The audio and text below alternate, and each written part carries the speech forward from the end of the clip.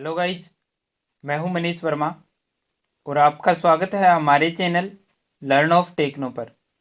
Dear friend, आज ये हमारा इंजीनियरिंग ड्राइंग का सेशन है जिसमें हम डायमेंशंस यानी कि विमांकन के बारे में पढ़ेंगे। डायमेंशनिंग यानी कि जो हमारी इंजीनियरिंग की जो ड्राइंग शीट होती है उसके अंदर हमें डायमेंशनिंग है वो किस प्रकार से करनी होती है, एक्चुअल में क्या डायमेंशनिंग होती है, तो उसी के बारे में क्या हम पढ़ने वाले हैं इसमें। ठीक है, तो इसमें सबसे पहले क्या दिया हुआ है, डायमेंशनिंग। तो डायमेंशनिंग क्या होती है, किसी वस्तु का परिमाण, उसकी माप, जैसे लंबाई, चौड़ाई, मोटाई, व्यास, छिद्र, ग्रूव, झुकाव आदि से ज्ञात होता है। प्रत्येक वस्तु की आवश्यक मापों एवं उत्पादन से संबंधित अन्य सूचनाओं जैसे माप की विमा, लोकेशन की विमा, टोलरेंस, मशीनिंग से संबंधित विवरण भी विमांकन की कुछ विशेष विधियों में आरेख यानी कि ड्राइंग पर दर्शाया जाता है। विमांकन क्या होती है, हमारी डायमेंशनिंग होती है, जिसको क्या है ड्राइंग के ऊपर दर्शाया जाता है। इन आवश्यक मापों एवं सूचनाओं को विमा या डायमेंशन कहते हैं। किसी आरेख में डायमेंशन दर्शाना ही डायमेंशनिंग कहलाता है, विमा को दर्शाता ही विमांकन कहलाता है। किसी वस्तु अवयव की आकृति को आरेख में दर्शाने के साथ साथ उसकी माप तथा अन्य सभी वस्तु संबंधी सूचनाएं माप के रूप में प्रदर्शित करने की प्रक्रिया विमांकन कहलाती है। क्या, डायमेंशनिंग कहलाती है। डायमेंशनिंग एक संख्यात्मक मान है जो माप की उपयुक्त इकाई को रेखाओं, प्रतीकों के द्वारा तकनीकी आरेख द्वारा अंकित किया जाता है।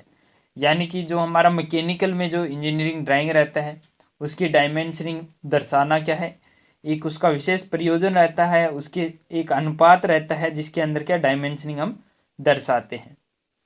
फर्स्ट है हमारा विमांकन का महत्व, इंपोर्टेंस ऑफ डायमेंशनिंग। अब डायमेंशनिंग का क्या महत्व है, तो किसी भी घटक या उत्पाद को विमांकन द्वारा निर्मित किया जाता है।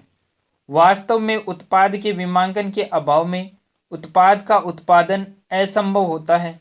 तकनीकी विमांकन घटक या उत्पाद के आकार, विमा यानी डायमेंशन, टॉलरेंस, सामग्री तथा अन्य तकनीकी प्रक्रम जैसे ऊष्मा उपचार, सतह की कोटिंग आदि के लिए प्रासंगिक यानी कि रिलेवेंट सूचना उपलब्ध कराता है। सामान्यतः घटक एवं उत्पाद का तकनीकी विमांकन एक तकनीकी आरेख इंजीनियरिंग ड्राइंग द्वारा प्रदर्शित किया जाता है। यानी कि जो हमारी जो डायमेंशनिंग होती है वो किसी का आकार, उसका साइज, टॉलरेंस और उसका प्रक्रम, जैसे कि उसमें हीट ट्रीटमेंट की गई है, सतह की कोटिंग की गई है, इन सब चीज़ों को दर्शाता है। जबकि उत्पाद एवं घटक के आकार को विभिन्न दर से जैसे लंबकोणीय प्रक्षेप, सचित्र प्रक्षेप यानी कि प्रैक्टिकल प्रोजेक्शन तथा प्री प्रक्षेप प्रक्षेपण यानी कि पर्सपेक्टिव प्रोजेक्शन आदि को प्रदर्शित किया जाता है। इसके द्वारा क्या हम लंबकोणीय प्रक्षेपण है, सचित्र प्रैक्टिकल जो होते हैं या पिक्टोरियल होते हैं, ठीक है, या फिर जैसे प्रेक्षक होते हैं, जैसे पर्सपेक्टिव होते हैं, उनको भी क्या इसमें दर्शाया जाता है। विमांकन की विधियां यानी कि जो डायमेंशनिंग की जाती है वो अलग अलग तरीके से डायमेंशनिंग की जाती है। कौन से इसके मेथड होते हैं डायमेंशनिंग के, तो डायमेंशन किसी भी वस्तु विशेष की माप प्रदर्शित करती है, माप को क्या है दर्शाती है, डायमेंशन है वो। इसका समावेश यांत्रिक उत्पादन या फिर ड्राफ्टिंग में उपयोगिता के अनुसार इंचों तथा मिलीमीटर की मीट्रिक इकाइयों में किया जाता है। मीट्रिक इकाइयों में क्या है, हम डायमेंशन को दर्शाते हैं, यानी कि मिलीमीटर में क्या किया जाता है, दर्शाया जाता है। ठीक है, इस प्रकार भिन्न भिन्न क्षेत्रों में विभिन्न प्रकार की विमांकन विधियां उपयोगी होती है, जिसका विवरण है वो निम्न प्रकार है। यानी कि अलग अलग क्षेत्रों में क्या होती है, अलग अलग प्रकार की डायमेंशनिंग मेथड है वो यूज किए जाते हैं। ठीक है, तो उनके मेथड को हम देख लेते हैं और जो हम नॉर्मली मेथड यूज करते हैं उसकी भी जानकारी हम इसमें ले लेते हैं। फर्स्ट है इसमें फंक्शनल डायमेंशनिंग, क्रियात्मक विमांकन। कौन सी? फंक्शनल डायमेंशनिंग कौन सी होती है? तो ये डायमेंशनिंग किसी उत्पाद या अवयव के कार्य अर्थात कार्य विधि दर्शाती है। किसी चीज की या अवयव की कार्य विधि यानी कि किस प्रकार से उसको बनाया गया है उसको दर्शाने के लिए फंक्शनल डायमेंशनिंग होती है। अतः कार्यात्मक विमांकन अवयव के कार्य पर आधारित होता है। वे उपयुक्त संयोजन असेंबली में अवयव की स्थापना करने की विधि को दर्शाता है। अवयव की स्थापना यानी कि उसका निर्माण किस प्रकार से हुआ है असेंबली में, उसी के बारे में दर्शाया जाता है। वो किस में आता है? फंक्शनल डायमेंशनिंग में आता है। जिससे कि उस अवयव की संपूर्ण उत्पाद में सही कार्यकी को सुनिश्चित किया जा सके, इसे अफ से प्रदर्शित किया जाता है। जो फंक्शनल डायमेंशनिंग होती है इसे अफ से डिनोट किया जाता है। नेक्स्ट हमारी नॉन फंक्शनल डायमेंशनिंग, अक्रियात्मक विमांकन। अब नॉन फंक्शनल डायमेंशनिंग कौन सी होती है? तो ये वे डायमेंशन है जिसको उत्पादन प्रोडक्शन उद्देश्यों में प्रयुक्त किया जाता है। प्रोडक्शन के लिए जो प्रोडक्शन के लिए जैसे कि हमें कोई चीज का प्रोडक्शन बनाना है उसके लिए उपयुक्त होती है, परंतु ये सीधे सीधे उत्पाद के उत्पादन को प्रभावित नहीं करती है। यानी कि जो उत्पादन होने वाला है उससे इसका कोई संबंध नहीं होता है। अक्रियात्मक विमाओं यानी नॉन फंक्शनल डायमेंशनिंग सामान्यतः निरीक्षण नहीं किया जाता है। ये विमांकन दिए गए अवयव के लिए कार्यहीन होता है, इसे एनएफ से प्रदर्शित करता है। एनएफ यानी नॉन फंक्शनल और एफ यानी कि फंक्शनल डायमेंशनिंग होती है। इसके बाद में नेक्स्ट देख लेते हैं। नेक्स्ट है एक्सिलरी डायमेंशनिंग यानी कि सहायक। कौन सी? सहायक एक्सिलरी डायमेंशनिंग, सहायक विमांकन। तो ये विमांकन दिए गए अवयव की केवल सूचना प्रदान करने के उद्देश्य से समाविष्ट की जाती है। अब हम ड्राइंग शीट में कौन सी विमांकन यूज करते हैं, कौन सी डायमेंशनिंग यूज करते हैं? तो हम यूज करते हैं एक्सिलरी डायमेंशनिंग यानी सहायक विमांकन हम यूज करते हैं। इसे उत्पादन पर निरीक्षण इंस्पेक्शन के उद्देश्य से प्रयुक्त नहीं किया जाता है। इसका समावेश सदैव कोष्ठकों में किया जाता है। ये उपयोगी सूचना तो प्रदान करते हैं परंतु उत्पाद की स्वीकार्यता को निश्चित नहीं करते हैं। इसे एक्सिलरी प्रदर्शन किया जाता है। यानी कि ये किसको निश्चित करती है? ये उपयोगी सूचना को प्रदान करती है। यानी कि ये क्या हमारे लिए कोई, जैसे कि ये हमारे लिए इंपॉर्टेंट है तो इस लेंथ को दिखाएगा, अगर ये इंपॉर्टेंट है इस लेंथ को दिखाएगा, ये हमारे लिए इंपॉर्टेंट है इस लेंथ को दिखाएगा। ठीक है, लेकिन उत्पादन की जो स्वीकार्यता है वो निश्चित नहीं करता कि उत्पादन हमारा इतनी टॉलरेंस में या इस साइज में स्वीकार किया जाएगा या नहीं किया जाएगा। वो ये जो डायमेंशनिंग है वो नहीं बताती है। ठीक है, तो हम ड्राइंग शीट में नॉर्मली किसको यूज करते हैं? एक्सिलरी डायमेंशनिंग को ही यूज हमारे द्वारा किया जाता है। ठीक है, नेक्स्ट है हमारी टाइप ऑफ डायमेंशनिंग, डायमेंशनिंग के प्रकार। अब डायमेंशनिंग की कितने प्रकार की होती है? तो एक होती है आकार यानी साइज डायमेंशनिंग, स्थान डायमेंशन यानी लोकेशन डायमेंशनिंग और सहायक डायमेंशनिंग।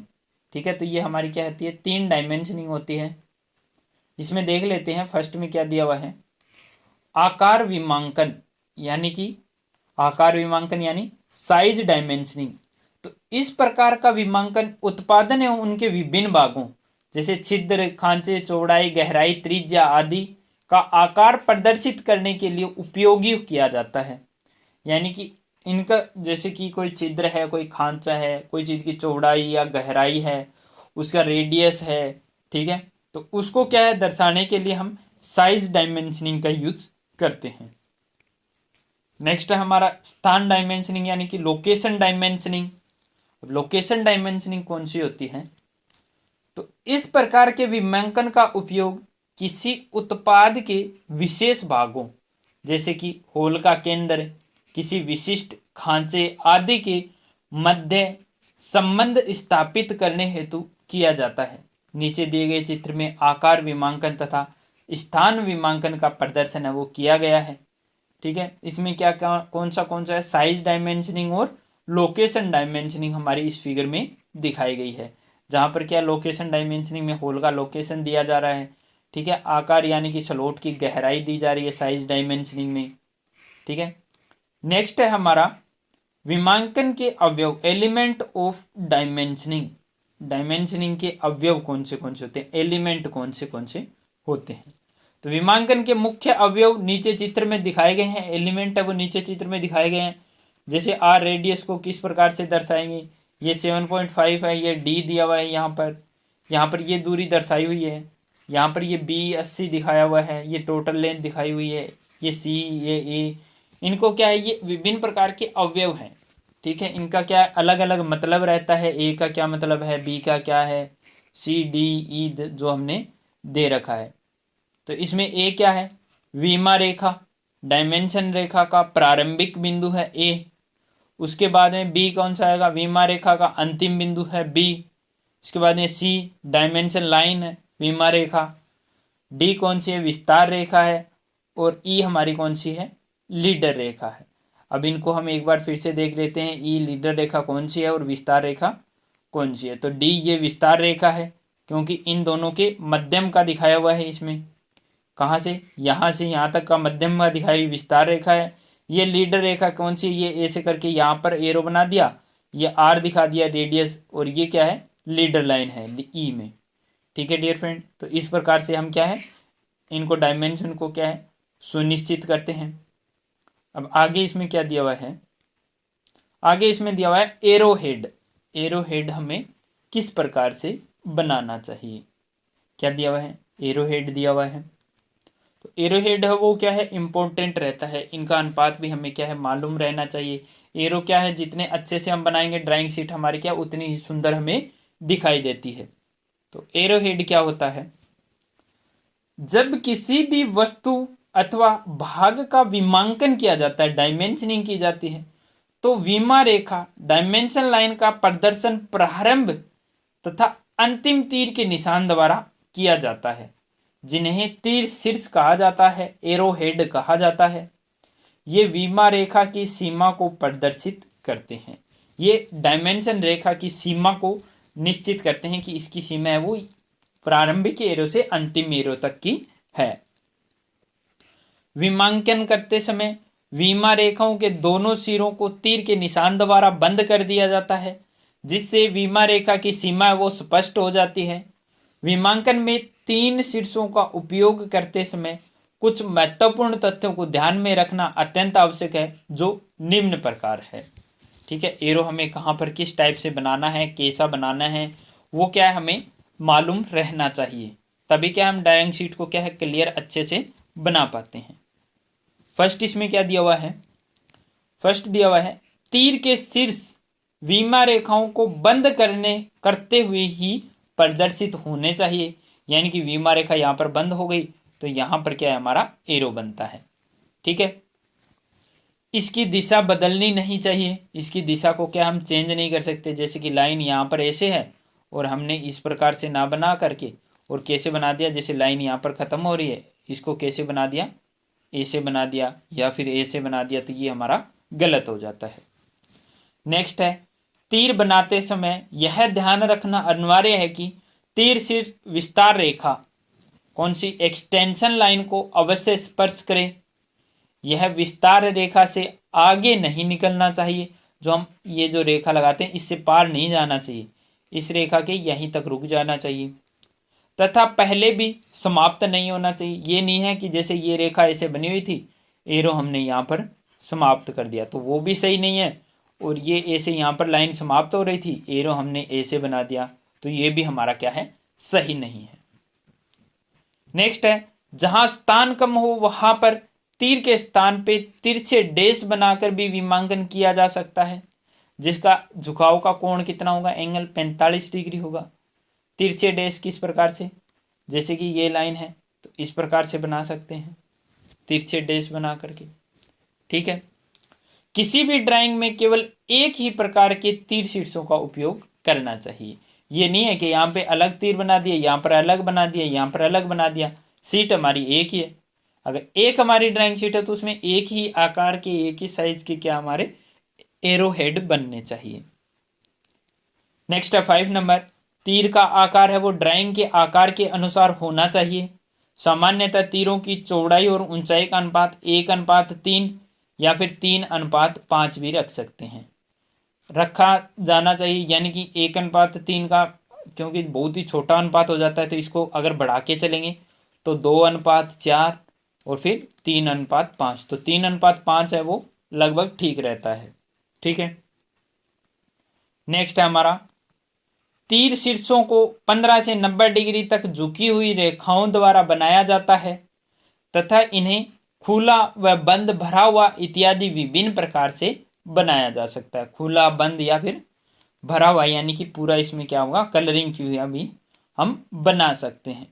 ठीक है, अब इसको हम देख सकते हैं नीचे क्या हमें दिए हुए हैं। तो ये क्या चीज़ है, हमारे लिए बहुत ही इंपॉर्टेंट है। जैसे कि इसका एंगल है वो कितना होना चाहिए, 15 डिग्री होना चाहिए, 90 डिग्री भी हो सकता है, या फिर हम क्या 45 डिग्री में, जहाँ पर एरो नहीं बन पा रहा है तो वहाँ पर ऐसा बना सकते हैं 45 डिग्री में। ये भी बना सकते हैं, इसको 3 लिख सकते हैं, यानी कि 3 साइड से विमाएँ आकर मिल रही है। ठीक है, इसके बाद में खुला तीर शीर्ष, खुला तीर शीर्ष था वो इस प्रकार से बना सकते हैं। बंद तीर शीर्ष इस प्रकार से बना सकते हैं। बंद तथा फिलेट तीर शीर्ष हम कौन सा बनाते हैं, सी टाइप वाला बनाया जाता है। ठीक है, जिसका ए है वो कितना होता है, 15 से 90 डिग्री के एंगल होता है इसका। ये जो एंगल है वो 15 से 90 डिग्री, यानी 45 डिग्री या फिर 7.5 दोनों तरफ करेंगे 15 डिग्री तक हो जाता है। तिर्यक रेखा ये वहां पर यूज करते हैं जहां पर क्या हम यहाँ पर एरो नहीं बना सकते, जैसे कि यहाँ से लेकर ये दूरी कम है। ठीक है, तो यहाँ पर क्या करेंगे, ए से 2 लाइनें लगा देंगे, एरो नहीं बना सकते तो। ठीक है, उसके बाद में ये इसका अनुपात दिखाया गया, वेट थे 1 mm और जो लेंथ है वो कितनी है, 3 mm इसकी दिखाई हुई है। तो इस प्रकार से लंबे लंबे एरो बनेंगे जो बहुत ही देखने में क्या है, बहुत ज़्यादा सुंदर लगते हैं। ठीक है डियर फ्रेंड, तो आज की वीडियो में बस इतना ही। वीडियो अगर आपको अच्छा लगता है तो ज़्यादा से ज़्यादा आप इसे शेयर कर दीजिएगा, और याद रखिए हर शाम 6 बजे आपको मिलता है एक नया क्वेश्चन, और हर शाम 8 बजे आपको मिलता है एक नया वीडियो ओनली ऑन हमारे चैनल पर। तो आपने अगर चैनल को सब्सक्राइब नहीं किया तो सब्सक्राइब कर लीजिएगा। Wish you all the best.